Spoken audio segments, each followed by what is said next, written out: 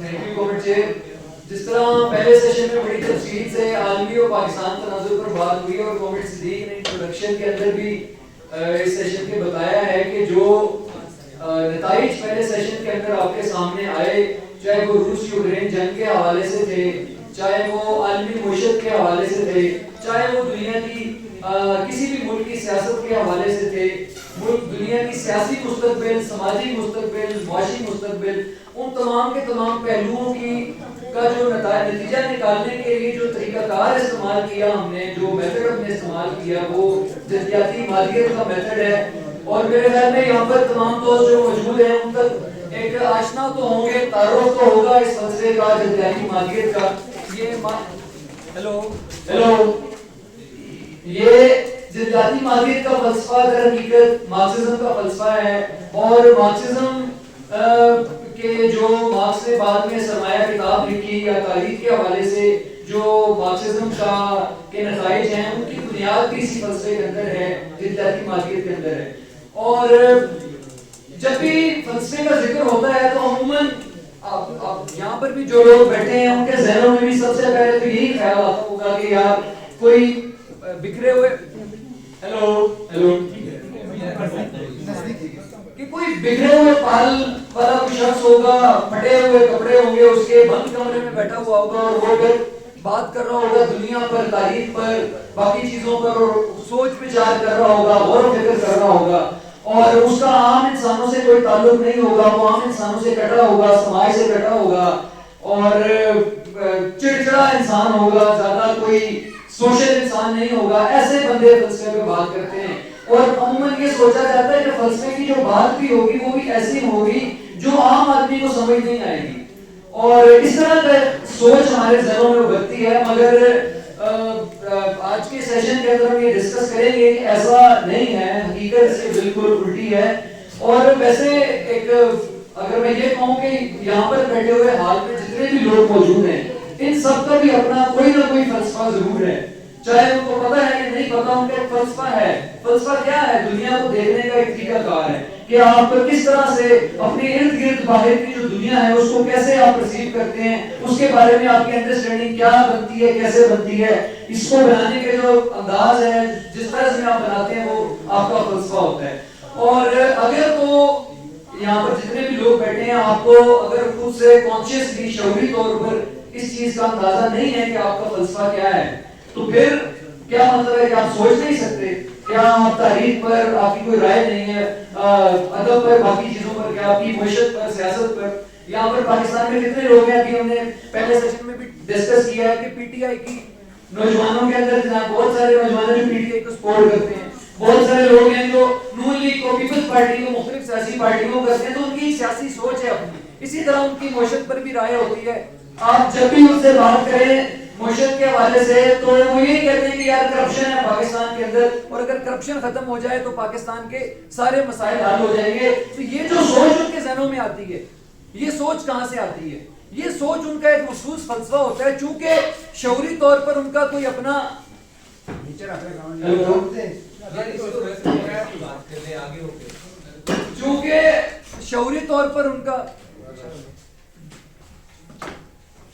شعوری طور پر کوئی اپنا ایک فلسفیانہ نقطہ نظر نہیں ہوتا، اگر کسی کا نہیں ہے تو پھر اس کا فلسفہ کیا ہوگا؟ پھر اس کا فلسفہ عموماً ایک لفظ ٹرم آپ نے سنی ہوگی کامن سینس کی، یار کامن سینس کے جو عام بات ہے، جو بات سوسائٹی میں نارمل سمجھی جاتی ہے، کامن سینس. یہ جو کامن سینس ہوتی ہے یہ در حقیقت حکمران طبقے کا فلسفہ ہوتا ہے. یہ وہ سوچ ہوتی ہے جو یونیورسٹیوں سے، بچپن سے، گھر سے، سوسائٹی سے، تعلیمی اداروں سے، اسکول سے، یونیورسٹیوں سے، کالجز سے، مندروں سے، مسجدوں سے، چرچوں سے اور میڈیا کے ذریعے، فلموں ڈراموں سے دیکھ کے ہمارے ذہنوں میں ڈیولپ ہوئی ہوتی ہے، بنی ہوئی ہوتی ہے. اور اس سوچ کے ذریعے ہم دنیا کو دیکھ رہے ہوتے ہیں، ہر سوال پر اپنا ایک مخصوص نقطہ نظر رکھ رہے ہوتے ہیں. اور اگر آپ اس طرح سے دیکھیں تو یقیناً یہاں پر حال میں جتنے بھی لوگ بیٹھے ہیں، یہاں تو ظاہر ہے جو آئی ایم ٹی کے ساتھ جو اس جدوجہد کے اندر لوگ شامل ہیں ان کا تو ظاہر ہے فلسفہ جزیاتی مادیت کا فلسفہ ہے جو مارکسسٹ ہے. مگر جو لوگ نہیں ہیں تو وہ ظاہر ہے ان کی جو سوچ ہوگی، کامن سینس جسے کہتے ہیں، وہ وہی سوچ ہوگی جو حکمران طبقے نے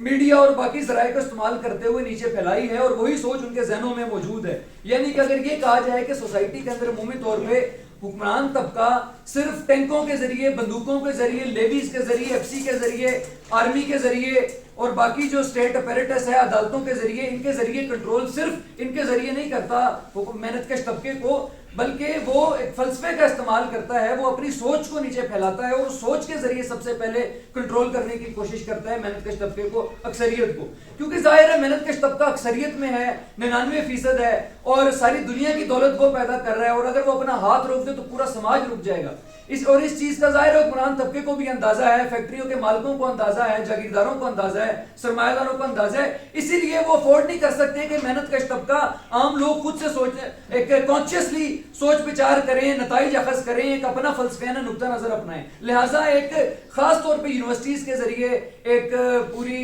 ایک پھیلائی جاتی ہے، ایک سوچ پھیلائی جاتی ہے اور کوشش کی جاتی ہے. سب سے بڑھ کر اس کامن سینس کے اندر ایک اہم ترین نقطہ ہے، وہ یہ ہے کہ تبدیلی وجود نہیں رکھتی، کوئی چیز نہیں بدلتی. مثلا عمران خان جب آیا تھا تو اب کسی بھی پی ٹی آئی والے سے پوچھ لیں، وہ یہ کہہ رہے عمران خان تو ہم ہمیشہ کے لیے عمران خان ہے. یا اس سے چلیں اس کنسیپٹ کا کوئی اور اس کی مثال لیں، پاکستان، کہ پاکستان تو ازلی اور ابدی ہے، یہ تو رہے گا ہمیشہ. ایک سوچ بنا دی جاتی ہے کہ یار یہ 47 میں حالانکہ بنا تھا، اس سے پہلے پاکستان وجود نہیں رکھتا تھا، نہ انڈیا وجود رکھتا تھا. اسی طرح کئی اور ممالک ہیں جو نہیں تھے، بنے ہیں بعد میں. تو ظاہر ہے مگر حکمران طبقہ عمومی طور پر یہ سوچ ڈالی جاتی ہے ذہنوں میں کہ کچھ بھی نہیں بدل رہا، کچھ نہیں بدلے گا، امیر غریب کا نظام ازلی اور ابدی ہے، خدا نے امیر غریب بنائے ہیں، یہ ازل سے تھے، ابد تک رہیں گے. اور اس کے خاتمے کی سوچ رکھنا بھی بے وقوفی ہے. جو لوگ اس کی سوچ رکھ رہے ہیں وہ بے وقوف ہیں، احمق ہیں. اور جو لوگ اس سوچ کو نہ صرف سوچ رکھ رہے ہیں بلکہ سوچ کو عملی طور پر اس کو اپلائی بھی کر رہے ہیں، جدوجہد کر رہے ہیں، انقلابی پارٹی بنا رہے ہیں یا انقلابی جدوجہد کر رہے ہیں، قربانیاں دے رہے ہیں، اپنی ایک روٹین کی جو لائف ہے، جو اپنا کیریئر ہے، اس کو رد کر کے ایک جدوجہد کا راستہ اپنا رہے ہیں، انہیں تو مکمل طور پر ہی پاگل ڈکلیئر کیا جاتا ہے. ماں باپ سے لے کر یار دوست تک سب لوگ انکانشیسلی یہی کہتے ہیں کہ یہ تو پاگل پن کا ارتکاب کر رہے ہیں، یہ تو پاگل ہیں، اس سے کچھ نہیں بننا، آج تک کچھ نہیں بدلا، آگے بھی کچھ نہیں بدلے گا. پیسے والوں کی حکمرانی تھی، ہے، رہے گی، کبھی نہیں بدل سکتی. اتنی فوج ہے ان کے پاس، اتنا کچھ اسلحہ بارود ہے، کنٹرول ہے، یہ کیسے ختم ہو سکتا ہے؟ اور یہ مگر ہم سمجھتے ہیں کہ یہ بالکل بدل سکتا ہے، تبدیلی ہے. ابھی دن ہے مگر رات بھی ہوگی، آپ سب دیکھیں گے رات ہوگی، اور ہم روز دیکھتے ہیں کہ دن کے بعد رات ہوتی ہے، پھر اگلے دن صبح ہوتی ہے. اسی طرح ہر چیز مسلسل آپ اپنے ارد گرد دیکھیں، آپ کو ہر چیز بدلتی ہوئی نظر آئے گی، کچھ بھی چیز آپ کو ساکت نظر نہیں آئے گی. ہر چیز کے اندر تبدیلی موجود ہے. اور چونکہ ہر چیز کے اندر تبدیلی ہے، اسی طرح سماج میں بھی تبدیلی موجود ہے، سیاست میں بھی موجود ہے. یہ جو سماج کے اندر امیر غریب کا نظام ہے، یہ بھی ہمیشہ کے لیے نہیں ہے، ازلی اور ابدی نہیں ہے، اور اس کو بھی ختم ہونا ہے. اور اس انداز میں چیزوں کو دیکھنا، تبدیلی کے عمل کے اندر دیکھنا، یہ در حقیقت جدیاتی مادیت کا فلسفہ ہے کہ کوئی بھی چیز رکی ہوئی نہیں ہے، کوئی بھی چیز ازلی اور ابدی نہیں ہے. کوئی بھی سوچ، کوئی فلسفہ، کوئی انسان، کوئی بھی ہستی ایسی نہیں ہے جو کہ ہمیشہ سے تھی اور ہمیشہ رہے گی. ایک ہی چیز پرماننٹ ہے، ایک ہی چیز ایبسولوٹ ہے، ایک ہی چیز مطلق ہے، اور وہ ہے تبدیلی. یہ ایک اگر ہم آغاز کریں اس بحث کا تو آغاز یہاں سے کریں گے. مگر ظاہر ہے پھر یہاں پر بیٹھے ہوئے ہر بندے کے ذہن میں یہ سوال آئے گا کہ یار اگر یہ اتنا ہی ایک انسان جو قرآن طبقے کا جو فلسفہ ہے وہ اتنا صریح غلط ہے کہ سامنے تبدیلی ہو رہی ہے اور کہہ رہا ہے تبدیلی وجود نہیں رکھتی، تو پھر یہ جو سائنس چل رہی ہے، معاشی نظام چل رہا ہے، ریاست چل رہی ہے، باقی صحت کا نظام چل رہا ہے، تعلیم کا نظام چل رہا ہے، دنیا تو چل رہی ہے. تو اگر دنیا چل رہی ہے اور ان کو چلانے والوں کی سوچ ہی ایک حقیقت سے منافی ہے، غلط ہے، حقیقت کے ساتھ اس کا تال میل نہیں ہے، تو پھر یہ سب کچھ چل کیسے رہے؟ پھر تو اسے چلنا بھی نہیں چاہیے. اگر حکمرانوں کی سوچ غلط ہے تو پھر تو ختم ہو جانا چاہیے ان کو. اور یہ سوچ بھی یونیورسٹیوں کے اندر سے اور حکمران طبقہ کے جو ہوتے ہیں دانشور، ان کی طرف سے ڈالی جاتی ہے کہ یار یہ جو ہے نا، یہ کیا کہتے ہیں کہ یہی ایک ریالٹی، یہی کامن سینس ہے. اور عموماً کہتے ہیں کہ معیشت بھی چل رہی ہے، سب کچھ چل رہا ہے. مگر پہلے سیشن میں ہم نے یہ چیز ڈسکس کی ہے، نہ تو امریکہ کی معیشت آگے بڑھ رہی ہے، نہ یورپی یونین کے کسی ایک ملک کی معیشت آگے بڑھ رہی ہے. جرمنی کا بھی انہوں نے ذکر کیا کرائسس میں. دنیا پوری کے اندر جو گروتھ ہے وہ گر رہی ہے، نیچے کی طرف جا رہی ہے. پوری دنیا عالمی معاشی بحران کا شکار ہے اور ایک گلوبل ریسیشن کی باتیں چل رہی ہیں 2024 کے اندر. اسی طرح آپ سائنس میں آ جائیں، اور اسی طرح آپ کیا کہتے ہیں بایولوجی میں آ جائیں، آپ میڈیسن کے جس بھی شعبے کو اٹھا کر دیکھ لیں، ادھر آپ کو یہی چیز نظر آئے گی کہ جتنا پوٹینشیل آج موجود ہے تبدیلی کا، ترقی کا، اتنا پوٹینشیل ریئلائز نہیں ہو رہا، بلکہ الٹا جو چیز موجود ہے، جو ترقی ہو چکی ہے، وہ بھی خراب ہوتی ہے، وہ بھی گل سڑ رہی ہے، وہ بھی زوال کی طرف جا رہی ہے. اور کسی بھی شعبے کو آپ اٹھا کر دیکھ لیں، آپ کو ہر طرف بحران نظر آئے گا. کہ حتیٰ کہ آپ اگر غور کریں، جو کرونا وبا آئی تھی پچھلے عرصے میں، اس میں جتنی پوری دنیا میں ٹیکنالوجی پیدا ہو چکی ہے، ویکسین بنانے کے لیے سب لوگ اگر ایک ساری کی ساری جو ریسرچ ہے اس کو ایک جگہ پر مجتمع کر کے ویکسین بنائی جاتی تو ویکسین بڑی جلدی بنائی جا سکتی تھی. مگر موڈرنا ہے، فائزر ہے، باقی جتنی بھی کمپنی ہے وہ آپس میں لڑ رہی تھی کہ یار ہم نے پہلے بنانی ہے ویکسین تاکہ ہم بیچ کے زیادہ پیسہ یہاں سے کما سکیں. تو یہ ایک ہمیں پاگل پن نظر آتا ہے. یہ پاگل پن ہے سوسائٹی کا، اور اس پاگل پن کے خلاف، اس پاگل پن کو دیکھنا، سمجھنا اور اس کو بدلنے کی جو سوچ ہے وہ جدلیاتی مادیت کا فلسفہ ہمیں دیتا ہے. اور جدلیاتی مادیت، جس طرح میں نے شروع میں ذکر کیا کہ ہر چیز کو مسلسل تبدیلی کے اندر دیکھنا ہی جدلیاتی مادیت ہے. اب اس سے اگر ہم ڈسکشن کو شروع کریں تو اس کے حوالے سے اینٹی ڈورنگ میں اینٹی ڈورنگ کتاب میں فریڈرک اینگلز کچھ لائنیں لکھتا ہے. وہ کہتا ہے کہ motion is the mode of existence of matter, never anywhere has there been matter without motion nor there can be. کہ جو مادہ ہے، مادہ بغیر حرکت کے وجود رکھ ہی نہیں سکتا. مادے کے وجود کی بنیادی شرط ہے حرکت، اور اگر حرکت نہیں ہوگی تو مادہ بھی وجود نہیں رکھ سکتا. اور ظاہر ہے چونکہ جدلیاتی مادیت کے اندر بھی ہم نے یہی اس کی مین بات کی ہے کہ بھئی حرکت ازلی اور ابدی ہے، حرکت پرماننٹ ہے. اور اس کے حوالے سے جدلیاتی مادیت کو کہ اگر ہم کوئی ڈیفینیشن اگر ہم کہیں ڈیفینیشن ڈیفائن کرنے کی کوشش کریں اس کو، تو اینگلز نے اس کے حوالے سے بڑی شاندار ایک چند لائنیں ہیں، وہ میں پڑھ کے سناتا ہوں. اسے آپ کو اور بہتر آئیڈیا بنے گا اینگلز کے الفاظ سے. اینگلز کہتا ہے کہ dialectics is nothing more than the science of general laws of motion and development of nature, human society and thought. کہ جدلیاتی مادیت اس کے سوا اور کچھ بھی نہیں ہے کہ جو فطرت، انسانی سماج اور جو سوچ ہے، اس کے جو عمومی قوانین ہیں، ان کے عمومی قوانین کی سائنس ہی جدلیات ہے. یعنی کہ یہ بہت بڑی ظاہر کلیم ہو رہا ہے اس کیا کہتے ہیں ڈیفینیشن کے اندر کہ فطرت کے اندر بھی جدلیات موجود ہے، سماج کے اندر بھی جدلیات موجود ہے، سوچ کے اندر بھی جدلیات موجود ہے. یعنی کہ فطرت، سماج، انسانی سماج اور جو سوچ ہے وہ جن قوانین پر حرکت کر رہے ہیں، جن قوانین پر یہ چیزیں چل رہے ہیں، وہ ان کے جو قوانین ہیں وہ ڈائلیکٹیکل ہیں. اور اسی لیے مارکس نے بھی جب جدلیاتی مادیت کو مرتب کیا تو، یا ہیگل نے اس کے جو قوانین ری ڈسکور کیے، تو وہ بھی ایسا نہیں تھا کہ اس نے اپنے دماغ سے کوئی نیا فلسفہ گھڑا ہے، بلکہ اس نے جو فطرت کے اندر یا سوچ کے اندر اور جو کیا کہتے ہیں ہیومن سوسائٹی ہے، اس کے اندر ایک عمومی قوانین دیکھے کہ یہ چیزیں موجود ہیں، اس نے صرف بتایا. یعنی کہ عموماً جو ایک فلسفی کے بارے میں جو ہے کہ یار فلسفی کوئی نیا فلسفہ دیتا ہے، اس کے برعکس مارکس اور اینگلز نے اور ان لوگوں نے وہ باتیں بتائیں جو کہ موجود ہیں اور ان کے عمومی قوانین کو سامنے لے کر. اور یہ جو مگر اب ظاہر ہے یہ اس بات کو اگر ہم آگے بڑھائیں کہ یار کچھ بھی نہیں رکا ہوا، ہر چیز مسلسل تبدیلی کے عمل کے اندر ہے، ہر چیز حرکت میں ہے، یہ دیوار نہیں رکی ہوئی، دیوار پہ جو پینٹ ہوا ہوتا ہے وہ اب بھی ہمیں نظر آ رہا ہے کہ رکی ہوئی ہے، اگر آپ 6 مہینے بعد دیکھیں گے تو پینٹ اکھڑنا شروع ہو جائے گا. اسی طرح ہر چیز، دن ہوتا ہے، رات ہوتی ہے، اندھیرا ہوتا ہے، روشنی ہوتی ہے، ہر چیز مسلسل تبدیلی کے عمل میں. تو اس کا مطلب ہے میں بھی تبدیل ہو رہا ہوں، آپ سب بھی، ہر انسان تبدیل ہو رہا ہے. مگر عمومی طور پر تو ذہن میں یہی سوچ آتی ہے نا کہ یار میں تو میں ہی ہوں، فضیل تو فضیل ہی ہے، یا کوئی بھی اور بندہ ہے، وہ کومٹ صدیق ہیں، وہ تو کومٹ صدیق ہی ہیں، وہ کوئی اور تو نہیں ہے. مگر اب یہاں پر اگر ہم اس کو اس جدلیاتی مادیت کے میتھڈ کو اس ایگزامپل پر اپلائی کریں، ادھر سے اس کو اسٹڈی کریں، دیکھیں کیا بات نکلتی ہے. کہ آپ یہ ابھی کے کومٹ صدیق کو دیکھ رہے ہیں، آپ آج سے 20 سال پہلے یا 30 سال پہلے کے اگر کومٹ صدیق کو دیکھیں گے تو یہ آپ کو بہت قد میں بھی چھوٹے نظر آئیں گے، ان کی شکل اور طرح کی ہوگی، ان کی شاید ہر چیز ظاہر ہے مختلف ہوگی. یعنی کہ بڑے ہوئے ہیں، گرو کیا ہے انہوں نے، یہ اسٹیٹک نہیں ہے. اسی طرح ارد گرد میں کوئی بھی چیز اسٹیٹک نہیں ہے. اس پر لیون ٹروٹسکی نے، جو کہ رشین ریولوشن کا لیڈر تھا،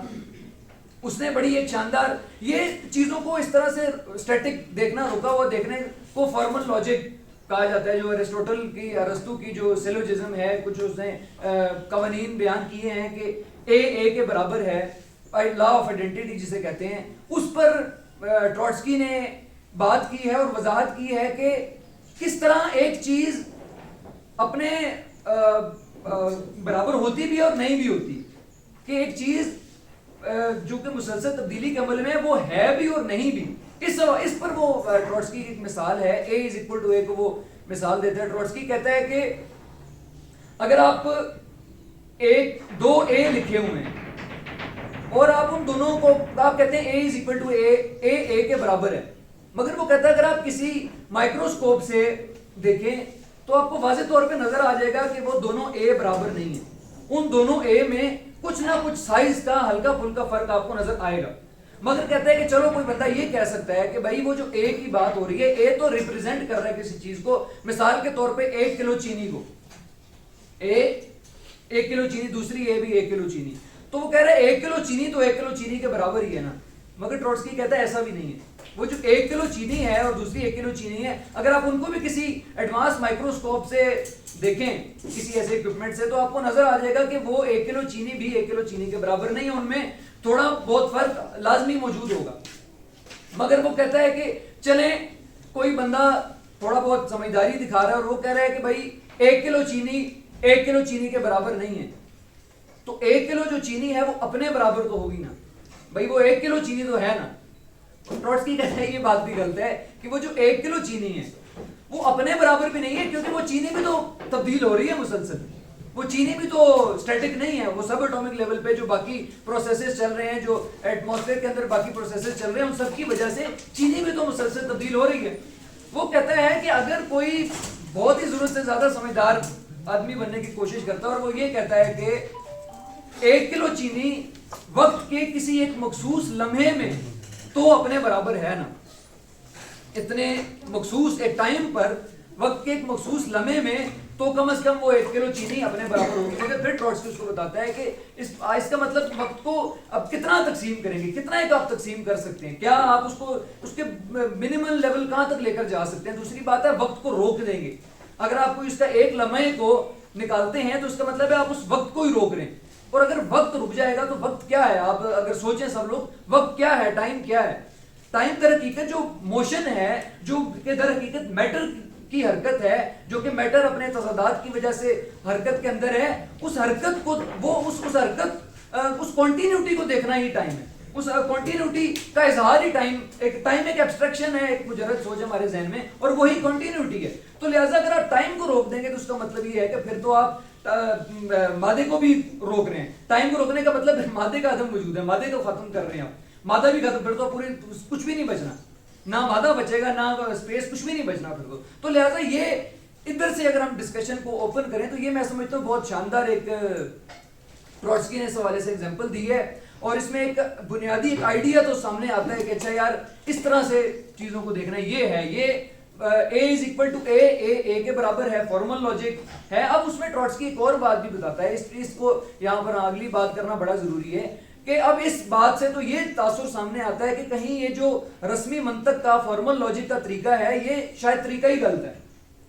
کہ اگر وہ تبدیلی کو نہیں دکھا رہا، اگر وہ چیزوں کو رکا رکا دکھا رہا ہے تو اس کا مطلب ہے پھر تو وہ طریقہ کار ہی غلط ہوا. مگر ٹروٹسکی کہتا ہے ایسا نہیں ہے، وہ طریقہ کار غلط نہیں ہے، بلکہ فارمل لاجک میں اور جدلیات کے اندر جو تعلق ہے وہ لوور میتھمیٹکس کا جیسے ہائر میتھمیٹکس کے ساتھ ہوتا ہے اس طرح کا ایک تعلق ہے. فارمل لاجک کی ایک اپنی لیمیٹیشنز ہیں، ان لیمیٹیشنز تک وہ بات درست ہے، مگر جب وہ بات اس لیمیٹیشن سے آگے بڑھے گی تو پھر وہ بات غلط ہو جائے گی، جا کے پھر اس کا مطلب کچھ اور ہو جائے گا. اسی طرح جس طرح ہم مثلا پاکستان کی اکانومی پر عموماً ڈسکشن کر لیں، اگر آپ اس کو پوری دنیا سے کاٹ کر کوئی ریکارڈ اکٹھا کرنے کے لیے اگر آپ کوئی ڈیٹا لیتے ہیں تو وہ تو بات ٹھیک ہے، مگر جب آپ اس پر کوئی تجزیہ بلڈ کرنے کی کوشش کرتے ہیں، اس میں عالمی پوری دنیا کے ساتھ پاکستان جڑا ہوا ہے، کئی تانوں بانوں سے جڑا ہوا ہے، صرف معیشت نہیں، معیشت سیاست سے جڑی ہوئی ہے، سماج سے جڑی ہوئی ہے، زندہ انسانوں پر مشتمل معاشرہ ہے جس میں مذہب بھی ہے، جس میں بے تاشا باقی فیکٹرز موجود ہیں. تو پھر وہاں پر وہ چیز غلط ہو جاتی ہے، اپنے الٹ میں بدل جاتی ہے. ایک لمیٹیشن ہے، اس لمیٹیشن سے آگے جا کے وہ چیز وہ پھر نہیں رہے گی، پھر وہ چیز غلط ہو جائے گی. مگر اس کا یہ بھی مطلب نہیں ہے کہ آپ دکاندار کے پاس جائیں اور اسے جا کر آپ یہی کہیں گے نا کہ یار مجھے 1 کلو چینی دو، ایسا تو کوئی بندہ بھی نہیں بولے گا کہ مجھے مسلسل تبدیل ہوتی ہوئی چینی چاہیے, وہ تو آپ کو مل ہی نہیں سکے گی کبھی بھی. تو جو سوچ ہے ظاہر ہے اس کی ایبسٹریکشن جو بلڈ ہوتی ہے جو وہ اس کے لیے, اور اسی طرح ایک نارمل لائف کے لیے جو چیزیں ضروری ہیں, جو چیز درکار ہوتی ہے, وہ ظاہر ہے ایسے ہی فارمل لاجیکلی ہم بات کرتے ہیں, مگر ہمیں یہ دیکھنا ہوگا کہ اس کی لمیٹیشن ہے, اور اس کو ہر سوال پر ویسے کا ویسا لاگو کر دینا اور ہر سوال کو فارمل لاجیکلی دیکھنا یہ غلط ہو جائے گا. اس طرح پھر ہم درست حقیقت کو نہیں جان پائیں گے. اور یہاں پر میں ایک بات شروع میں کرنا بھول گیا, جو کہ بڑی ظاہر ہے اس پر بات ہو جائے تو بہتر ہی ہے, امپورٹنٹ بات بھی ہے, کہ جو ایک نارمل انسان سوچ رہا ہے, ایک نارمل سوچنے میں اور ایک فلسفے میں ظاہر ایک فرق ہے کہ فلسفی بڑے سوالات کو ایڈریس کرتی ہے, جس طرح ریولوشن کا سوال ہے, یا بالعموم سماج کا سوال ہے, یا کوئی ہم کون ہیں, کدھر سے آئے ہیں, انسان کیا ہے, کس نے اسے بنایا, وہ یہاں کیوں آیا ہے, کیا کر رہا ہے, کب سے آیا ہے, کب تک رہے گا, آگے کیا ہوگا, آگے دنیا ختم ہو جائے گی تو اس کے بعد کیا ہے, ہوگی نہیں ہوگی, کس نے بنائی ہے. جو یہ سوالات ہیں ظاہر ہے یہ فلسفے کی بنیاد پر ہی ہم ان سوالات کے جوابات ڈھونڈ سکتے ہیں. اب اگر ہم اب یہ جو ڈائلیکٹیکل سوچ ہے, ڈائلیکٹیکل تھاٹ ہے, یہ ہیگل نے, ظاہر ہے آپ سب جب بھی جدلیات کا نام آتا ہے تو سب لوگ کے ذہن کے اندر ہیگل آتا ہے کہ یار ہیگل نے جدلیات کے ایک عمومی کچھ قوانین وضع کیے ہیں, مگر قدیم یونان کے اندر بھی ایسے لوگ تھے جن کے جو جدلیاتی طرز میں دیکھ رہے تھے, اور جدلیاتی انداز ان کا فلسفی بھی ڈائلیکٹیکل ہی تھی. مثلا ایک بہت بڑا نام ہے ہیراکلائٹس کا. ہیراکلائٹس قدیم یونان میں تب کوئی اتنی زیادہ ترقی بھی ارد گرد ہمیں نظر نہیں آتی, اس دور کے اندر اس نے یہ ڈائلیکٹیکل انداز اپنایا تھا, اور اس کی بڑا کم کام بچا ہوا ہے, مگر اس کی کچھ لائنیں ہیں, کچھ باتیں ہیں جو بچی ہوئی ہیں, جو کہ بڑا زبردست احاطہ کرتی ہیں ڈائلیکٹیکل تھاٹ کا. اس میں ایک اس کی لائن ہے وہ میں پڑھ کے سنا دیتا ہوں. وہ کہتا ہے کہ it is the same thing in us that is living and dead, کہ ہمارے اندر وہ ایک ہی چیز ہے جو زندہ بھی ہے اور مردہ بھی ہے, جو جاگی ہوئی بھی ہے اور جو سوئی ہوئی بھی ہے, جو جوان بھی ہے اور جو بزرگ بھی ہے, اور ہر چیز وہ دونوں اپنی اپنی جگہ تبدیل کر رہی ہیں اور ایک دوسرے میں تبدیل ہوتی جا رہی ہیں. یعنی زندگی موت میں بدل رہی ہے, موت زندگی میں بدل رہی ہے. We step and do not step into the same stream. ہم ایک ہی ندی میں ایک بار پاؤں رکھیں گے اور دوسری بار جب وہ اس ندی میں پاؤں رکھیں گے تو وہ ندی نہیں رہی ہوگی جس ندی میں ہم نے پہلی بار پاؤں رکھا تھا. We are and we are not. ہم ہیں بھی اور ہم نہیں بھی. یہ ہیراکلائٹس اس دور میں یہ باتیں کر رہا ہے, اور ظاہر ہے ہیراکلائٹس کوئی اس طرح سے سسٹمیٹکلی تو نہیں کر سکا جس طرح ہیگل نے پورا سسٹمیٹکلی لاز کو ڈیفائن کیا, مرتب کیا. بہرحال ایک جنرل آئیڈیا ڈائلیکٹکس کا اس کے اندر ہمیں ایک تھاٹ ملتی ہے دیکھنے کو, اور بڑی ایک شاندار یہ بات ہے. عموماً اس طرح ہم لوگ تو نہیں سوچتے کہ میں ہوں بھی اور میں نہیں بھی. ایک ہی ندی میں ایک بار پاؤں رکھتا ہوں, دوسری بار جب میں پاؤں رکھنے جاتا ہوں تو وہ ندی بدل چکی ہوتی ہے. یہ بڑی ایک ہے. اور اب اس میں ظاہر ہے ہیگل نے بعد میں, اگر ہم اس کو آگے بڑھائیں ڈسکشن کو, اور ہیگل نے جو جدلیات کو مرتب کیا اور اس نے جو اس کے ایک شکل دی, تو ہیگل نے اگر مرتب کر دیا تھا تو پھر ہیگل اور مارکس میں پھر کیا فرق ہے, یہ ایک ڈسکشن ظاہر رہتی ہے. ہیگل نے جو قوانین جدلیات کے دریافت کیے وہ یقیناً ہیگل کا جو میتھڈ تھا وہ بالکل درست تھا, وہ ڈائلیکٹیکل تھا. مگر جو ہیگل کی فلسفی تھی, یا آپ کہیں کہ ہیگل کی جو سسٹم ہے وہ آئیڈیلسٹ ہے, وہ اہمیت پرستانہ, خیال پرست اس کا ہے. یعنی کہ خیال پرستانے سے مراد یہ ہے کہ وہ یہ کہتا ہے کہ خیال آئیڈیلزم کیا ہوتا ہے, اہمیت پرستی کیا ہوتی ہے کہ آئیڈیا وہ پہلے ہے, میٹر بعد میں ہے. آئیڈیا کی بیس پر میٹر ہے, اگر میٹر ہے تو وہ آئیڈیا کی بیس پر وجود رکھتا ہے, یعنی آئیڈیا پرائمری ہے. تو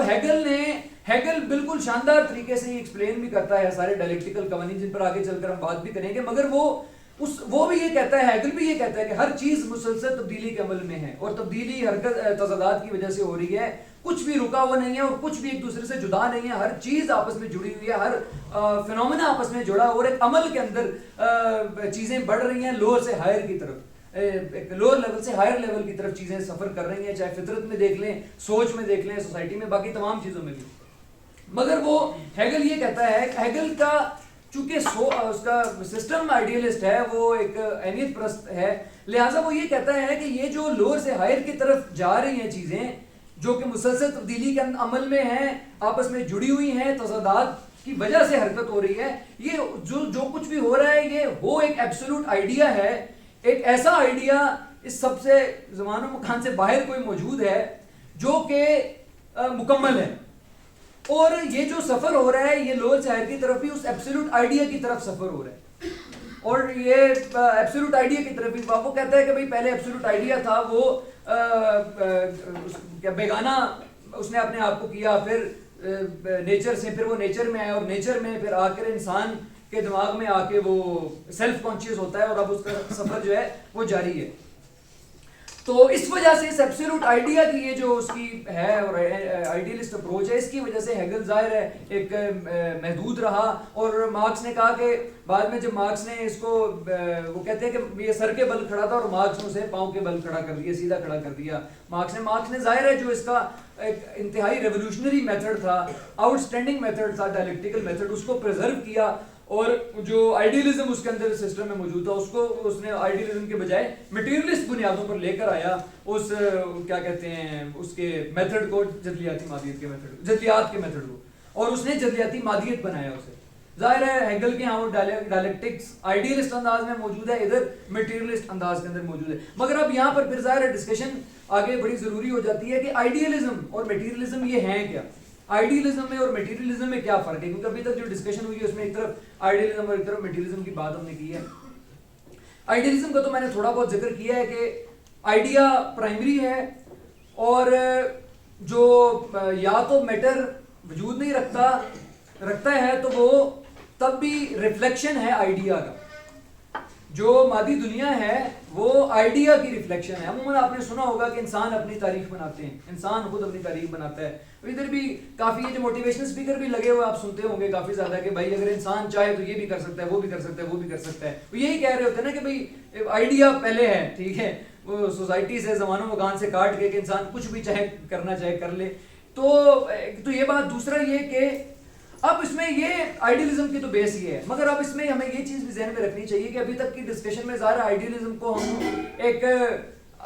جو ہم نے ڈسکشن کی اس میں کوئی آئیڈیلزم کی ہم تعریف نہیں کر رہے ہیں, ہم آئیڈیلزم کی ابھی تک اس کو ایک نیگیٹو چیز کے طور پر دیکھ رہے ہیں. مگر فلسفے کی تاریخ میں اگر دیکھا جائے تو فلسفے میں جتنی بھی ڈیولپمنٹ ہوئی ہے وہ مٹیریلزم کی بیس پہ نہیں بلکہ فلسفیکل آئیڈیلزم کی بنیاد پہ ہوئی ہے. سقراط, افلاطون, ارسطو, ہیگل, یہ جتنے بڑے بڑے نام آپ سب نے سنے ہوں گے, ظاہر ہے یہ سارے ہی خیال پرست تھے, انیت پرست تھے, آئیڈیلسٹ تھے.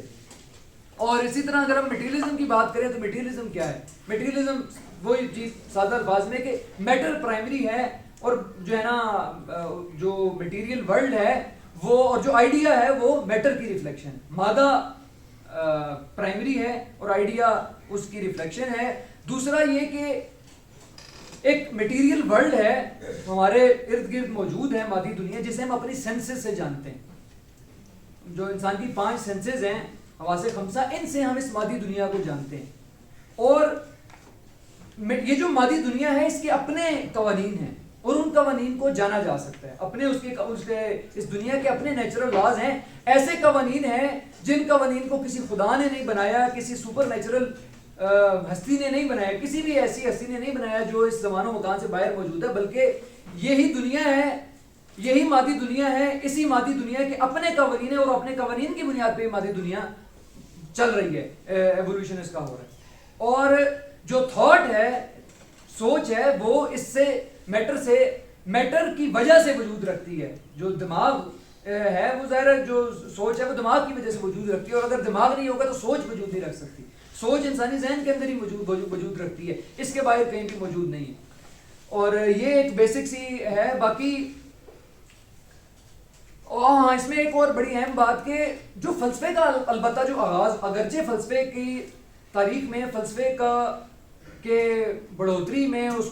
کی ڈیولپمنٹ میں میجر رول تو آئیڈیلزم کا رہا ہے, مگر فلسفے کا آغاز آئیڈیلسٹ انداز میں نہیں ہوا تھا.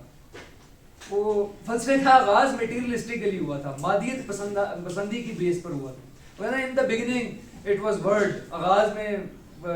لفظ تھا, یا اس کو آئیڈیا کہہ لیں تو آئیڈیا نہیں تھا آغاز میں مادی دنیا ہی تھی. اور اسی مادی دنیا کو بغیر کسی ہستی کی مدد کے, کوئی ایسی ہستی جو اس دنیا سے باہر وجود رکھتی ہے اس کی مدد لیے بغیر خود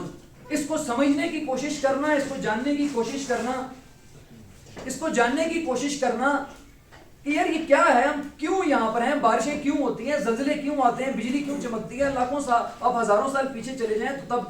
تب تو انسان کے پاس اتنی زیادہ سائنس اور ٹیکنیک نہیں تھی, اتنی زیادہ ایڈوانسمنٹ نہیں تھی, اتنے زیادہ سائنٹیفک انداز نہیں تھا چیزوں کو دیکھنے کا, اور اتنی سہولیات موجود نہیں تھی, موبائل نہیں تھا وغیرہ وغیرہ وغیرہ. تو تب اس کے پاس, مگر ایک چیز یہاں ہمیں ذہن میں رکھنی چاہیے کہ اس وقت کے انسان کے پاس بھی, جس طرح آج کے دور کا انسان بھی ہے جو کہ ظاہر ہے اس چیز کا اتنا استعمال نہیں کر رہا جتنا اس دور میں کر رہا تھا, ایک سب سے زیادہ طاقتور چیز موجود تھی, وہ ہے انسان کا ذہن. اس کا استعمال کرتے ہوئے انہوں نے فگر آؤٹ کرنا کی کوشش کی کہ کیا ہے یہ ہمارے ارد گرد, کیوں ہیں ہم. اور اس دور میں بھی اینشینٹ گریس کے اندر آپ کو ایوولوشن کی تھیوری بھی ملے گی کہ انسان مچھلی سے ارتقا ہوا ہے. اسی طرح کئی اور اس دور کے اندر ایسی چیزیں موجود ہیں. اور یہ جو انیشیل جو ابتدائی فلسفی تھے, مادیت پسند فلسفی, جن میں تھیلز ہے, انیگزیمینڈر ہے, انیگزیمینس ہے, یہ سب وہی لوگ تھے جنہوں نے کسی بھی میتھولوجی, کسی بھی مذہب, کسی بھی ایسی مدد کا سہارا لیے بغیر جاننے کی کوشش کی باہر کی دنیا کو کہ ایسی کہ یار کو ہستی بتا دے گی, اس سے بچ ہٹ کے خود انہوں نے جاننے کی کوشش کی. اور اس طرح فلسفے کا آغاز ہوا. یہ بالکل ایک ریولوشنری ظاہر آغاز تھا, ایک ریولوشنری ڈیولپمنٹ تھی, انسان کے ارتقاء کے سفر میں ایک بہت بڑا اسٹیپ فارورڈ تھا. اور مٹیریلزم میں ظاہر ہے پھر دو طرح کے مٹیریلزم ہیں. ایک تو ہے مکینیکل یا ولگر مٹیریلزم, اور ایک ہے ڈائلیکٹیکل مٹیریلزم. جو ولگر مکینیکل مٹیریلزم ہے اس میں مین ظاہر امپیریسزم آتا ہے, تجربیت پسندی, اور جو پورا ایک کیا کہتے ہیں ڈارک ایجز رہی ہیں یورپ کے اندر. ڈارک ایجز سے پہلے کے اگر دور کو دیکھیں تو یونان کے اندر بہت زیادہ فلسفے کا آغاز اگر اس سطح پر ہو رہا ہے کہ انسان جانے گا تو پھر ظاہر ہے دیکھیں اس میں ڈیولپمنٹ ہوئی ہوگی, اور کتنی بہت شاندار ہے. ہیراکلائٹس تک تو ہیراکلائٹس یہ بات کر رہا ہے, اس کے بعد ارسطو تک وہ فلسفہ پہنچتا ہے کافی ایڈوانس ہو کر. مگر پھر ظاہر ہے وہ پورا جو نظام تھا غلام داری اس دور کے اندر, وہ غلام دارانہ نظام کولیپس کرتا ہے, اور اس کے ساتھ ہی پھر پورے کا پورا جو رومن اسٹیٹ ہے وہ کولیپس کرتی ہے. اور ایک پورا ڈارک ایجز ہیں پورے یورپ کے اندر کہ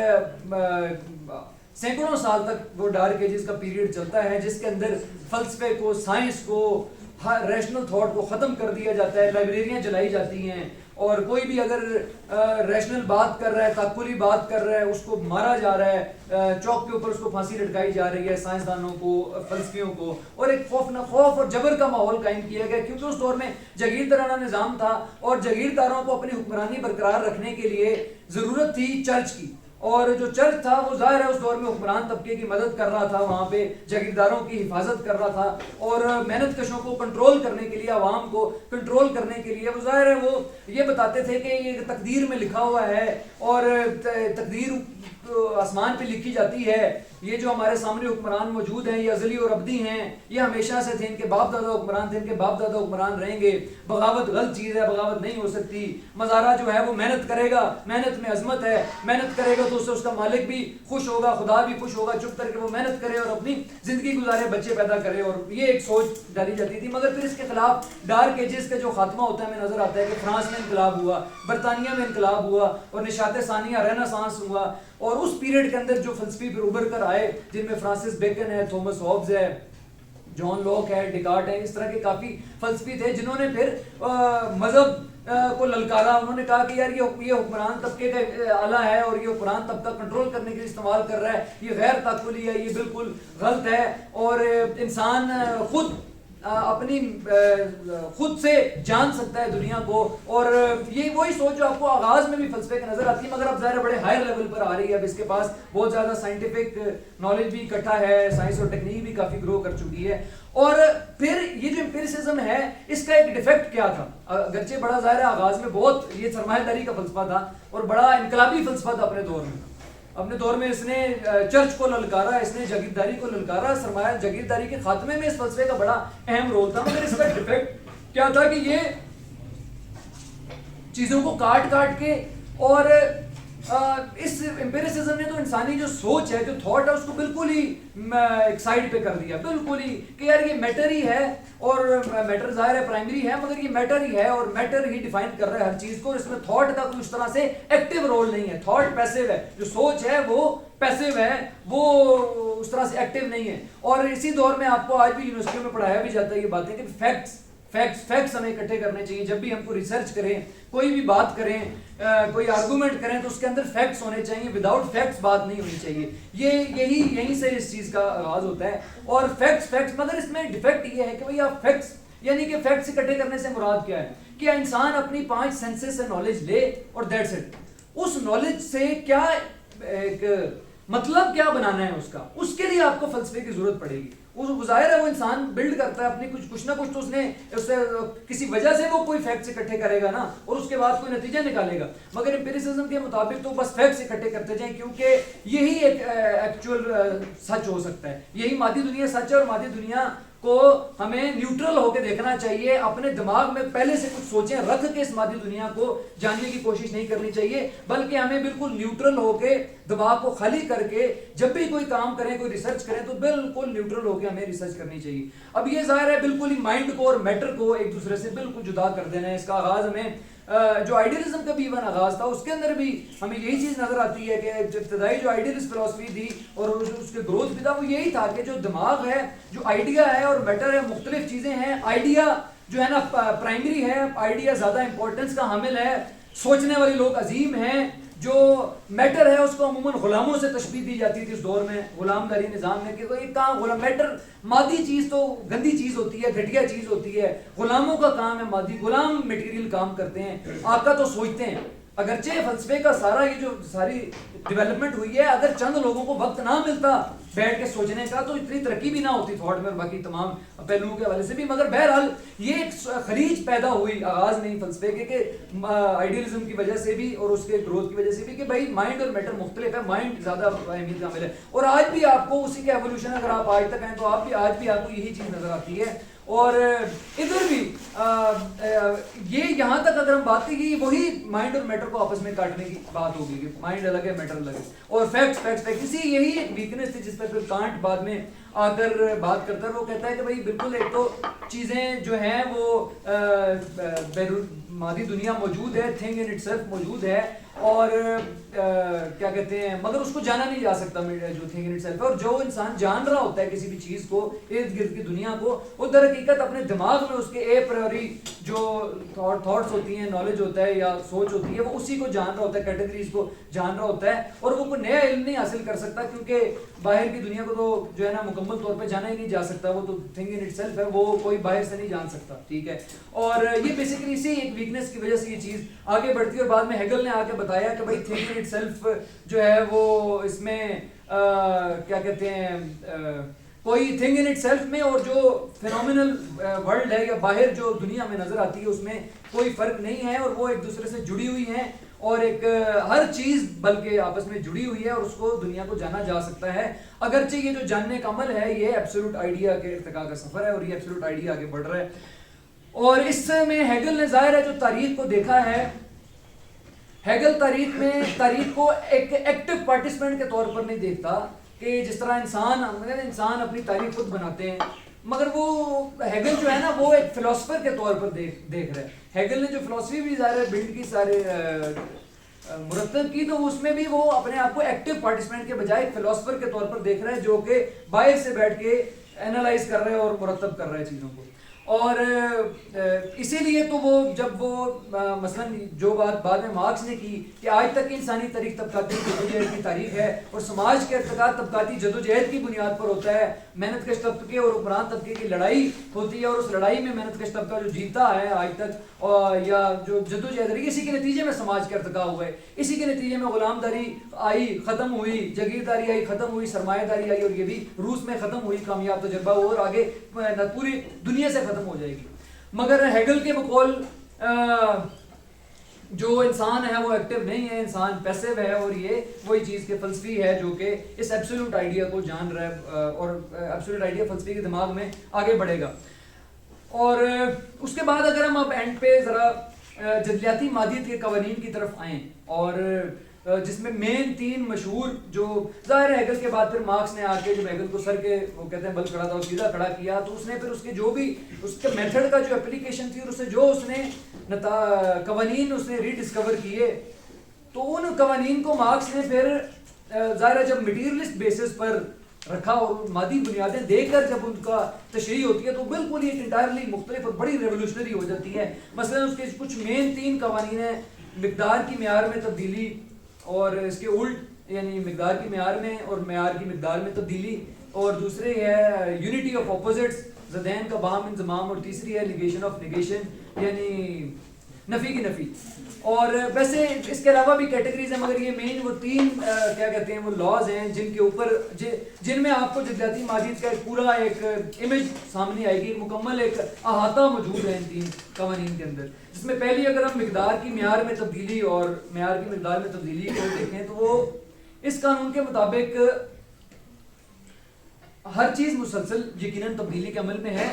مگر یہ تبدیلی جس طرح بظاہر ہمیں نظر آ رہی ہے کہ یار ہر چیز جو ہے نا آہستہ آہستہ آہستہ آہستہ آہستہ آہستہ آہستہ گریجول چینج ہوتی ہے. عموماً ہمیں یونیورسٹیوں میں بھی یہی پڑھایا جاتا ہے, یہی ہمیں سننے کو ملتا ہے کہ ہر چیز جو ہے نا آہستہ آہستہ بدلتی ہے. اچانک کوئی چیز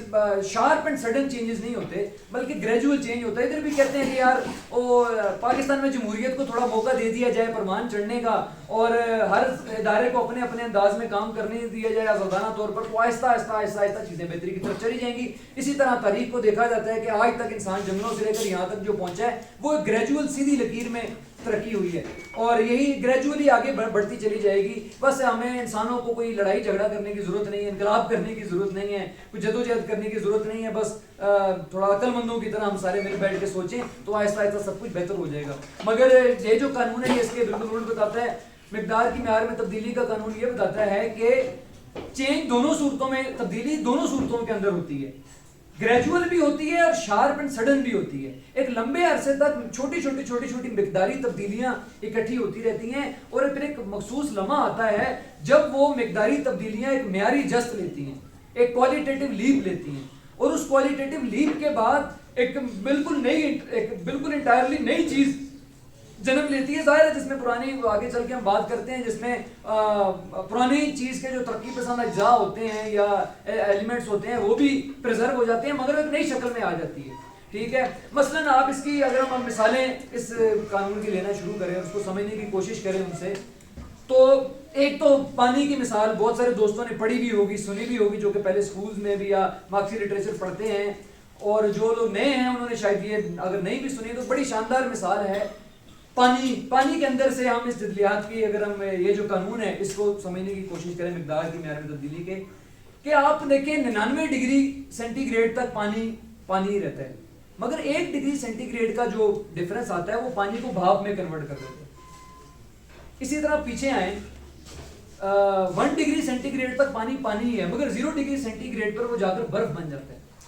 اب اس میں ایک چیز بڑی اہم ہے کہ وہ جو 99 سے 1 ڈگری سینٹی گریڈ پر جاتا ہے تو وہ شارپ اینڈ سڈن ہوتی ہے. بظاہر یوں لگتا ہے کہ 1% جو اضافہ ہوا ہے اس 1% اضافے نے سب کچھ کر دیا, مگر اس کے پیچھے کے 99 ڈگری 99 ڈگری بھی موجود ہوتی ہے, اور وہ جو شفٹ لیتا ہے وہ کوالیٹیٹیولی مختلف چیز بن جاتی ہے. مثلا پانی کوالیٹیٹیولی مختلف چیز ہے اور جو کیا کہتے ہیں بھاپ بنتی ہے وہ کوالیٹیٹیولی مختلف چیز ہے. اسی طرح آپ پیچھے آ جائیں تو پانی کو جب آپ فریز کرتے جاتے ہیں اور 0 ڈگری سینٹی گریڈ پر لاتے ہیں تو 0 ڈگری سینٹی گریڈ پر آ کر وہ پانی ایسا نہیں ہوتا کہ بھائی پہلے 1 سے 0 پر آتے آتے وہ پہلے جیلی بنے گا, پہلے آہستہ آہستہ اور پھر اس کے بعد پانی برف بنے گا, بلکہ وہ پانی ہی رہتا ہے اور پانی سے برف بنتا ہے. حالانکہ مطلب وہ بالکل کوالیٹیٹیولی مختلف چیز تھی اور کوالیٹیٹیولی بالکل مختلف چیز بن جاتی ہے, شارپ اینڈ سڈن چینج ہوتی ہے. اسی طرح آپ کو جو ارتقاء ہے, جو تھیوری آف ایوولوشن ہے, نظریہ ارتقاء, ایون آپ اس کے اندر بھی دیکھیں تو جو ڈارون نے اپنے دور میں ظاہر ہے آؤٹ اسٹینڈنگ کی تھیوری تھی جس نے نظریہ ارتقاء, جس نے جزیاتی مادیت کو مارکسی فلسفے کی درستگی کو ثابت کیا,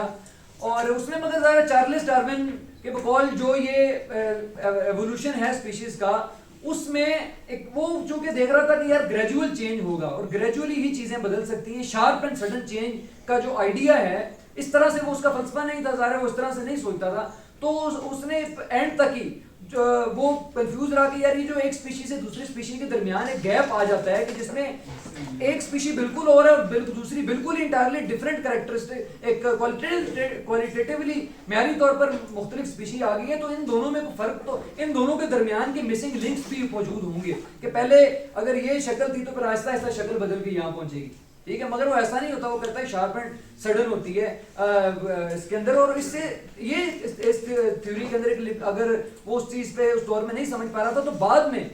جو پنکچویٹڈ ایکولیبریا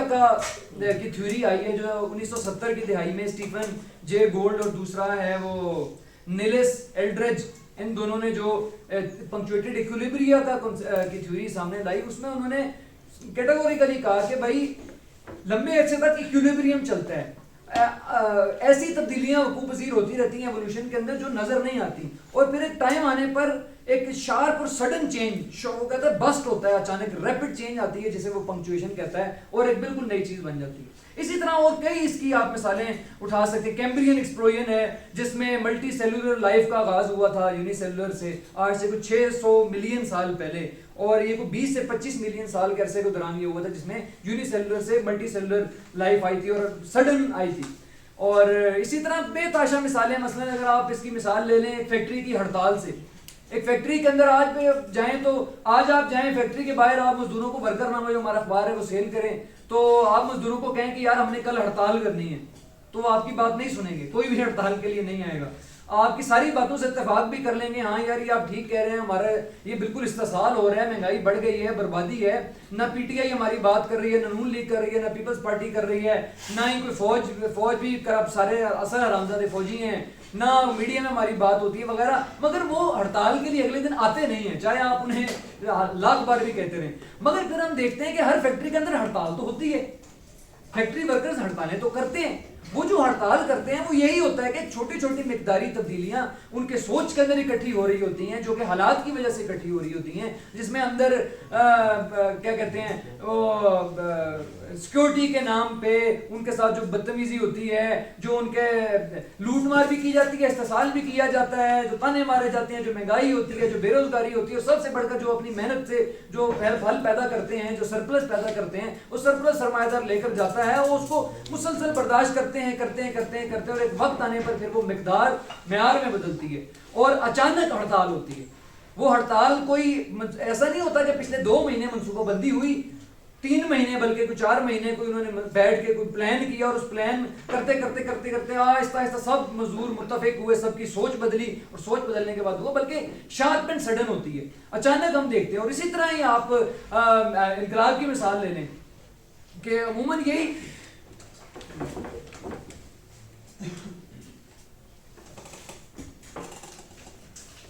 انقلاب کے بارے میں بھی عموماً سوال بھی ہوتے ہیں،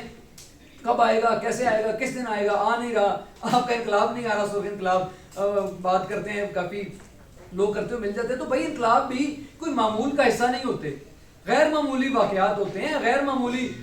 وہ مخصوص لمحات کے اندر وقوع پذیر ہوتے ہیں. مگر وہ جو انقلابات ہوتے ہیں وہ کوئی نہ تو کوئی آسمان سے وحی آتی ہے لوگوں کے ذہنوں میں کہ انقلاب کرنا ہے، نہ ہی کسی بڑے دانشور فلسفی یا انقلابی کی بات انہیں اتنی متاثر کر جاتی ہے کہ وہ انقلاب کے لیے نکلتے ہیں، بلکہ وہ حالات ہوتے ہیں، اور اس میں انقلابی پارٹی کا بھی کردار ہوتا ہے، اگر بڑے پیمانے پہ موجود ہو تو وہ عمل کو تیز کر دیتی ہے. اور حالات ہوتے ہیں، حکمران طبقے کی لڑائیاں ان کے سامنے ننگی، وہ لڑائیوں کی وجہ سے حکمران طبقہ ننگا ہوتا جاتا ہے، اندرونی تصادات ہوتے ہیں، اندرونی لڑائیاں ہوتی ہیں ان کی، اور حکمران طبقے کی، اور بے تحاشا باقی مہنگائی، بے روزگاری، یہ ساری چیزیں اکٹھی ہو کر ایک وقت آنے پر ایک بڑی تحریک کو جنم دیتی ہیں. مثلا امریکہ میں آپ نے دیکھا، پچھلے سیشن میں ہم نے بڑی تفصیل سے اس پہ ڈسکشن کی ہے، فرانس میں 35 لاکھ لوگوں نے ہڑتال کر دی، سری لنکا میں صدر کے گھر گھس گئے عوام، ایران میں وہاں پر ملاؤں کے پگڑیاں اچھال رہے ہیں. اسی طرح پوری دنیا میں یہ جو بڑے پیمانے پہ آپ کو نظر آ رہی ہیں ہوتی ہوئی بغاوتیں، اور اسی بنیاد پر یہ کیا ہے، یہ مقدار کی معیار میں تبدیلی ہو رہی ہے، وہاں پر ایک معیاری ایک شفٹ آ رہا ہے. اور اسی طرح ظاہر پھر آگے بڑھتے ہوئے عمل سوشلسٹ ریولوشن تک جاتا ہے، جس میں انقلابی پارٹی کا بھی رول ہوتا ہے، اور انقلابی پارٹی کا وجود ہونا فیصلہ کن حیثیت اختیار کر جاتا ہے.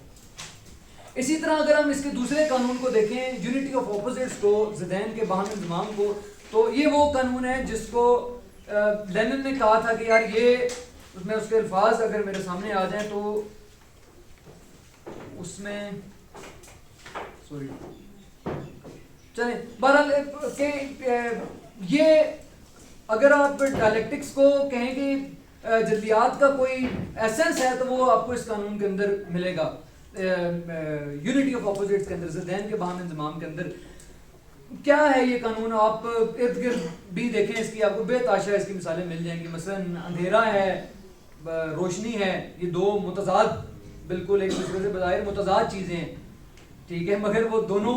آپس میں جڑی ہوئی بھی ہیں. میں آگے اس پہ چل کے بات کرتے ہیں. اسی طرح تھنکنگ ہے، بینگ ہے، وجود ہے، سوچ ہے. بوم اور سلمپ پچھلے سیشن میں بڑی تفصیلی بات ہوئی ہے معاشرت کے حوالے سے. بوم اینڈ سلمپ ہے، جمع نفی ہے، پازیٹیو نیگیٹو ہے، سرمایہ اور محنت ہے. اسی طرح محدود لامحدود ہے، دایاں بایاں ہے، ایوولوشن ارتقاء اور ریولوشن انقلاب ہے، چانس اور نیسیسٹی ہے. اس طرح کی بے تحاشا اور بھی ایسے کیا کہتے ہیں متضاد اور متحرک قوتیں ہیں جو آپس میں جڑی ہوئی ہیں اور ایک یونٹی کے اندر اپوزٹس موجود ہیں. اور در حقیقت یہ جو بھی تبدیلی ہم نے ابھی تک ذکر کیا ہے پہلے قانون کے اندر بھی، اور ابھی تک کی جو ہماری بحث رہی ہے، یہی بات ہوتی آئی ہے کہ بھائی جزیات کیا ہے کہ ہر چیز مسلسل تبدیل ہو رہی ہے، صرف تبدیلی ایبسولوٹ ہے، صرف چینج ایبسولوٹ ہے. تو یہ تبدیلی کیوں ہو رہی ہے؟ اس تبدیلی کی وجہ کیا ہے؟ اس تبدیلی کی جو بنیاد ہے وہ تضاد ہے، وہ کنٹرڈکشن ہے، وہ تضاد کی وجہ سے تبدیلی ہوتی ہے. اور اس کو بڑا اگر ہم اس پہ میں پڑھ رہا تھا بڑی شاندار ایک اس میں، اور اگر ایکسپلین کیا گیا کہ موشن کو کہ حرکت ہے کیا، تو حرکت در حقیقت جو وجود ہے اس کا بیک وقت ایک جگہ پر بھی ہونا اور دوسری جگہ پر بھی ہونا ہے. بیک وقت ایک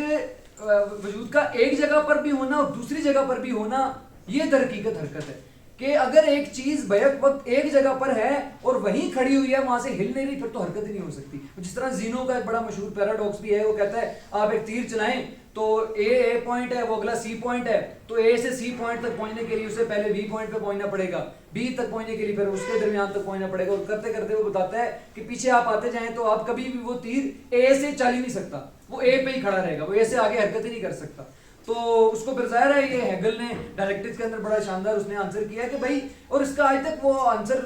فارمل لاجیکلی آپ کر بھی نہیں سکتے، اس کو سمجھ بھی نہیں سکتے کہ حرکت ہے اس لیے کہ ہر چیز بیک وقت ایک ہی لمحے میں ایک جگہ پر بھی ہے اور دوسری جگہ پر بھی ہے. اور زندگی بھی یہی ہے کہ بیک وقت ایک چیز ایک جگہ پر بھی ہے اور دوسری جگہ پر بھی ہے، اور ایک چیز ہے بھی اور نہیں بھی. بیک وقت وہ ہے بھی اور نہیں بھی. جس طرح ہیراکلیٹس کی شروع کی لائنیں آپ سب کے ذہنوں میں ظاہر آ رہی ہوں گی، we are and we are not. ایک چیز ہے بھی اور نہیں بھی، اور ایک جگہ پر بھی ہے اور دوسری جگہ پر بھی ہے، اور یہی حرکت ہے. اور اس پر ایک ہیگل کی کچھ لائنیں ہیں، وہ میں بڑی شاندار ہے، تاکہ وہ ظاہر ہیگل کے وہ زیادہ بہتر ایکسپلینیشن ہوگی، وہ میں پڑھ کے سنا دیتا ہوں. اور ہیگل کہتا ہے تضاد ہی تمام طرح کی حرکت و زندگی کی بنیاد ہے. کوئی بھی چیز محض تضاد ہی کی وجہ سے حرکت، طاقت اور اثر رکھنے کی حامل ہے. ظاہر ہے اس پہ بات ہم کر چکے ہیں کہ بھائی یہ کانٹرڈکشن ہے، تضاد ہے. بینگ میں بھی حرکت کی بات بھی کی تو ایک جگہ پر بھی دوسری جگہ پر بھی. اسی طرح آپ دن اور رات ہے، دن سے رات، کہ آپ میں کسی سے سوال کروں کہ اندھیرے رات سے دن صبح کب ہوتی ہے، کوئی انسان ایکسپلین نہیں کر سکتا کہ کس لمحے پر اندھیرا روشنی میں بدلتا ہے. وہ کون سا ایک مخصوص ٹائم، ایک آپ سوچیں ذرا کہ رات سے صبح کب ہوتی ہے، نہیں آپ اس کو ایکسپلین کر سکتے. جب اذان ہوتی ہے اس ٹائم ہوتی ہے، یہ ایک جواب ہے. تو اسی طرح ہر چیز جو دو متحرک قوتیں ہیں وہ ان کا، اسی طرح اگر ہم اس کی مثال لیں سرمایہ داری سے بھی لے لیں، جو موجودہ نظام ہے، کہ سرمایہ داری کے اندر بھی آپ دیکھیں کہ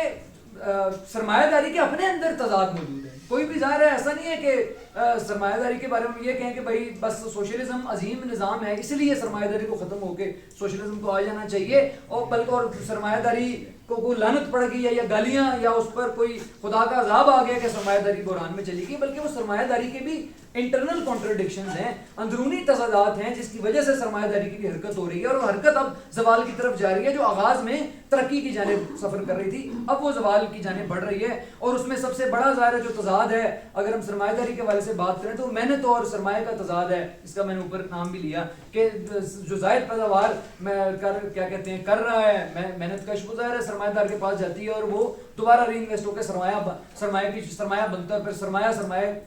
سرمایہ گرو کرتا ہے، وہ ایک اپنی طاقت اختیار کر جاتا ہے. اور اسی طرح آپ کو اب یہاں ایک اور اہم چیز ہے کہ یہ جو ہم نے پچھلے قانون میں بھی ڈسکس کیا تھا مقدار کی معیار میں تبدیلی کی، اور پھر اسی طرح معیار کی بھی ظاہر ہے مقدار میں تبدیلی پہ جو نیا ظاہر ہے معیار بنتا ہے وہ پھر ایک ہائر لیول پہ لے جاتا ہے، اور وہ پھر آگے کے اس کے نئے تضادات ہوتے ہیں اور ارتقاء کا ایک عمل بلند پیمانے پہ ہونا شروع ہوتا ہے، جس میں وہ جو نیا معیار آتا ہے وہ ایک پھر پہلے سے بلند پیمانے کی نئی مقدار کو بھی جنم دیتا ہے اور پھر اس سے آگے کا سفر ہوتا ہے. تو اگر ہم ادھر آئیں تو اس میں وہ جو معیاری تبدیلی آتی ہے، وہ جو ٹرانزیشن ہوتا ہے، وہ جو ایک کوالٹیٹیو لیپ ہوتا ہے، وہ یہ موسٹ امپورٹنٹ کوسچن ہے. سیاست کے اندر بھی، سماج، پہلے سیشن میں بھی بات یہ ہوئی کہ کب ہوتے ہیں انقلاب، کب ہم کہہ سکتے ہیں کہ یہ نظام اب بدل چکا ہے، یا اس نظام میں ایک نامیاتی بحران کا شکار ہو چکا ہے، سرمایہ داری اب یہاں سے نہیں نکل سکتی. کوئی بھی چیز جو کہ اس کی جو ٹرانزیشن ہے، جو کوالٹیٹیو لیپ ہے، اس پہ نظر رکھنا بڑا ضروری ہے، کیونکہ مخصوص صورتحال کے اندر جو کاز ہوتا ہے وہ اپنے ایفیکٹ میں بدل جاتا ہے، اور اسی طرح وائس ورسا ایفیکٹ اپنے کاز میں بدل جاتا ہے. مثلا آپ اگر صرف سرمایہ داری کو ہی دیکھ لیں، یہ جو نظام ہے آج بھی آپ دیکھ لیں، سرمایہ داری اپنے آغاز میں ترقی پسند نظام تھا. اس کا جو فلسفہ تھا ان کو ہم نے ذکر کیا کہ بڑا لڑاکا فلسفہ تھا، انقلابی فلسفہ تھا، جس نے انسان کو چرچ کے تسلط سے، جبر سے، مذہب کے جبر سے آزاد کروایا، ایک ریشنل تھاٹ کی طرف لے کر گیا اور آزاد کیا انسان کو. اور اسی طرح جو سرمایہ داری تھی اس نے آغاز میں، اگر آپ آج سے 300-400 سال پیچھے چلے جائیں اور اس دنیا کو دیکھیں اور آج کی دنیا کو دیکھیں تو آپ کو زمین آسمان کا فرق نظر آئے گا. یہ ہوائی جہاز نہیں ہوتے تھے 300-400 سال پہلے، موبائل فون نہیں ہوتے تھے. اسی طرح آپ خود سمجھیں کہ کیا کچھ اور آرٹیفیشل انٹیلیجنس آ گئی ہے، کیا کچھ ہوا ہے. تو یہ ظاہر ہے سرمایہ داری، آغاز میں سرمایہ داری کا جو ایک آغاز تھا بڑا ترقی پسندانہ آغاز تھا، اور اس نے پوری دنیا کہ ایک تو پوری دنیا آپس میں کٹی تھی، اس کو جوڑا، گلوبل ولیج کی شکل دی، اسی طرح سائڈ بائی سائڈ ترقی بھی دی. مگر ایک مخصوص لمحے پر آ کر ظاہر ہے وہ جو اس کے اندرونی تضادات تھے، ان تضادات ناگزیر تھا کہ وہ تضادات اپنے الٹ میں جو کاز اور افیکٹ بنے، وہ تضادات جو ہے وہ ایک نئی شکل، اس کو معیاری طور پر مختلف شکل کے اندر لے جائیں، ٹھیک ہے، یا یوں کہیں کہ رات صبح میں جو بدل جائے، ٹھیک ہے. اور ہم نے دیکھا ہے کہ آج سرمایہ داری کے اندر، آج کی سرمایہ داری کو دیکھیں، تھوڑی تفصیلی بات ہوئی ہے، بحران ہے، ہر شعبے میں بحران ہے، زوال ہے. اور سب سے بڑھ کر جو موسٹ امپورٹنٹ پوائنٹ ہے کہ آغاز میں سرمایہ داری نے نسل انسانی کو بحیثیت مجموعی سماج کے ترقی کی وجہ بنی، اور آج سرمایہ داری ترقی بحیثیت مجموعی سماج کے اور ذرائع پیداوار کی ترقی کے راستے میں رکاوٹ بن چکی ہے. یہ بالکل اپنے، اگر آپ فارمولوجیکلی سوچیں گے کہ یار تو پھر تو یہی سوچ جاتی ہے کہ سرمایہ داری اگر تب عظیم تھی تو پھر آج کیوں نہیں ہے. کتنے دانشور کہتے ہیں کہ آپ کو کیا پتا اس دور کے فلسفیوں نے پھانسیوں پہ بھی لٹکے ہوئے ہیں، انہوں نے بھی قربانیاں دی ہیں، آپ سوشلسٹوں نے صرف قربانیاں نہیں دی، سرمایہ داری نے یہ بھی دیا، وہ بھی دیا، وہ بھی دیا. بھائی بالکل دیا. اب کیا ہے بات، تو اب کی ہو رہی ہے، اب بدل چکی ہے، اب اس میں معیاری تبدیلی آ چکی ہے. اسی طرح وہ پہلے سیشن میں بڑی تفصیلی بات ہوئی ہے، 200 سال پرانی سیاسی پارٹیاں تھیں، اگر آپ ان کو فارمل لاجیکلی دیکھیں تو پھر تو بھٹو ہمیشہ زندہ رہنا چاہیے تھا، مگر بدل گیا ہے سب کچھ، یہ صرف باتوں تک زندہ رہ گئے. تو پھر زندہ ایسے ہی رہتی ہیں، اگر چیزیں زندہ رہیں تو پھر بھٹو کی طرح ہی رہتی ہیں، در حقیقت نہیں ہوتی، بدل جاتی ہیں. پاکستان، نظریہ پاکستان آپ کے سامنے، اس کا کیا حال ہو رہا ہے، آرمی کا کیا حال ہو رہا ہے، وہ سارے آپ ریڈی باہر جائیں، کسی ریڈی والا وہ گالیاں نکال رہا ہوتا ہے، حالانکہ بڑی زیادہ آرمی اور اس کی سپورٹ تھی اور سارا کچھ تھا. تو بالکل یہ چیزیں یعنی کہ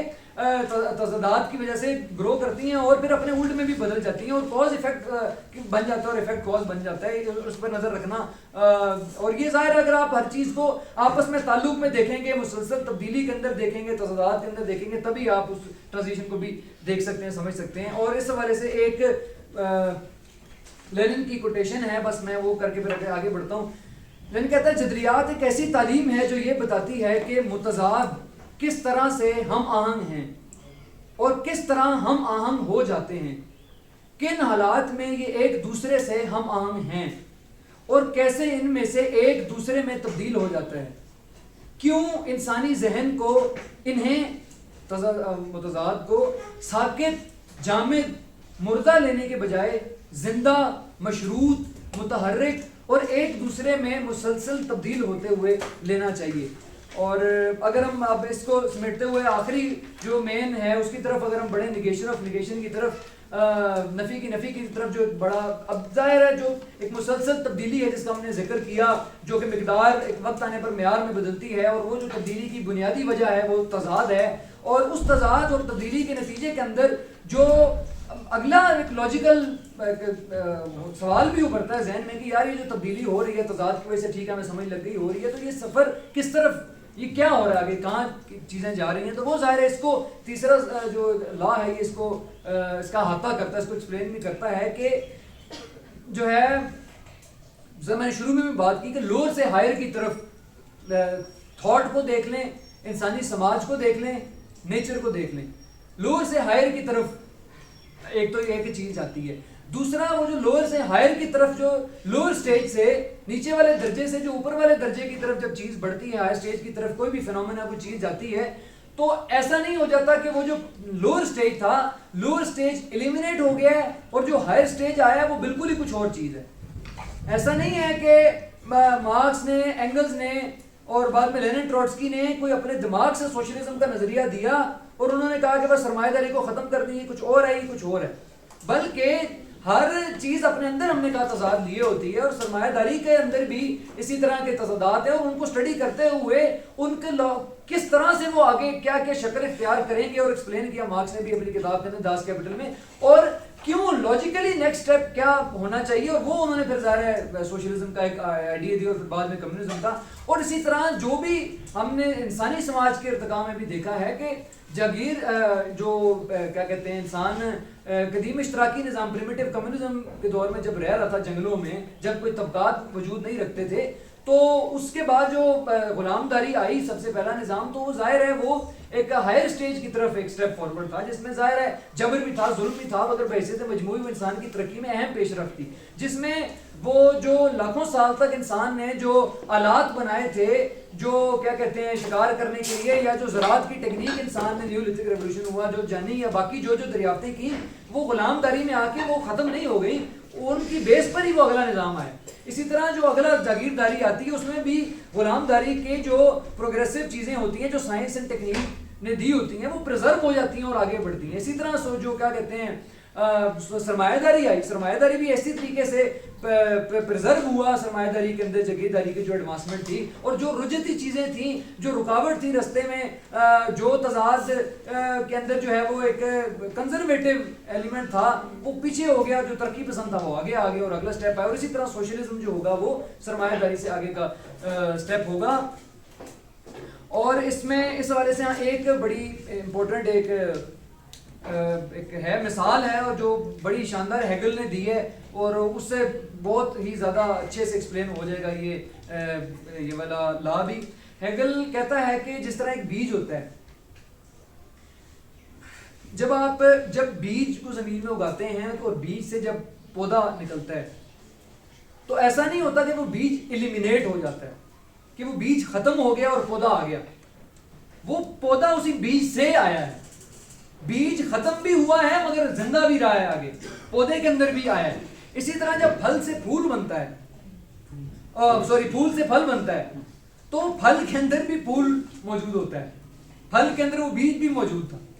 اسی طرح ایک مسلسل نیگیشن آف نیگیشن ہوتی ہے، نفی کی نفی ہوتی ہے، جس میں لوور سے ہائر کی طرف چیزیں جب بڑھتی بھی ہیں تو وہ ہائر سٹیج کی طرف آتی ہیں، اس میں پچھلا محفوظ بھی ہوتا جاتا ہے، ایسا نہیں ہوتا کہ رد ہو جاتا ہے۔ ایسا نہیں ہے کہ مارکس کے فلسفے میں ارسطو موجود نہیں ہے، سقراط موجود نہیں ہے،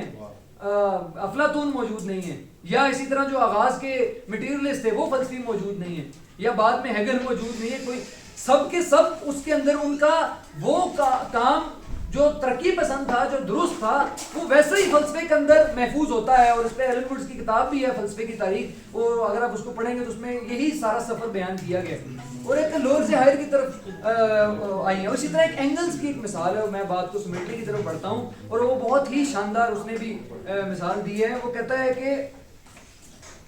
ایک نا بارلے جو کا، وہ بھی اس طرح مثال، وہ کہتا ہے ایک بیج ہے جو کا، جو ایک بیج سے جب وہ کیا کہتے ہیں پودا اگتا ہے اور نئے وہ کیا کہتے ہیں وہ ابھر کر آتے ہیں، تو پھر ایک بیج سے کئی بیج پیدا ہوتے ہیں، ایک بیج کے بعد جب پودا بنا تو پودے سے جو نئے بیج آئے تو اس ایک بیج کے بعد 20 30 60 بیج اور آ گئے, اور ان 60 بیجوں کے اندر جو آپ کسی ایک بیج کو اٹھائیں گے تو اس ایک بیج کے اندر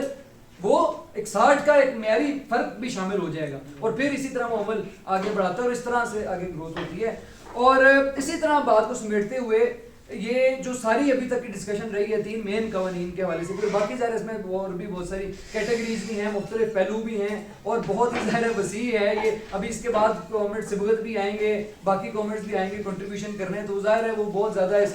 اس کو ایکسپلین بھی کریں گے, اس کی درستگیاں بھی کریں گے اور وضاحت بھی کریں گے. اس میں ظاہر ہے آپ کو بہت کچھ سیکھنے کو ملے گا, سمجھنے کو بھی ملے گا, مگر اس بات کو سمیٹتے ہوئے اگر ہم اس لیڈ آف کو سمیٹیں تو میں یہ بات پہلے کر چکا ہوں, مگر اس بات کو میں ایک بار آخری بات دہراتے ہوئے ختم کرتا ہوں کہ جو